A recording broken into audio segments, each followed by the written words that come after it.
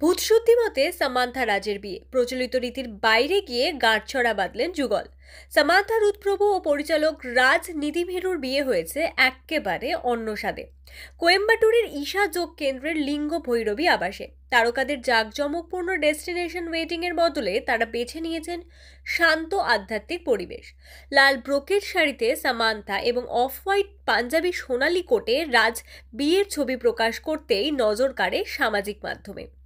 এই বিয়ের মূল আকর্ষণ ভূতশুদ্ধি বিবাহ, এক বিশেষ যোগ পদ্ধতি সম্মত রীতি যেখানে গুরুত্ব দেওয়া হয় মহাবিশ্বের 5 উপাদান ক্ষিতি, অপ, তেজ, মেরুত ও বোমের সমন্বয়।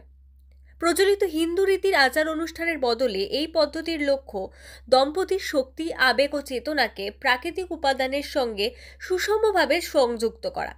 সংস্কৃতকে ভূতশুদ্ধি শব্দের অর্থই উপাদানের শুদ্ধিকরণ, যা বিবাহিত জীবনে গভীর সংযোগের প্রতীক।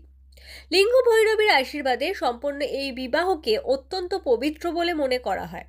সদ্গুরুর মতে দুটি জীবনের একত্রে মিশে যাওয়ার চেষ্টা, নিজের বাইরে অনুভব করা এবং অপরকে গ্রহণ করার মধ্যেই রয়েছে প্রকৃত মিলনের সৌন্দর্য। ভূতশুদ্ধি মতে সম্পাদিত এই বিশেষ বিবাহ দম্পতির মধ্যে তৈরি করে স্বচ্ছতা, ভালোবাসা ও বিশ্বাস, যা তাদের ভবিষ্যৎ পথকে আরও শান্ত ও মঙ্গলময় করে তুলবেই বলে বিশ্বাস নেটিজেনদের।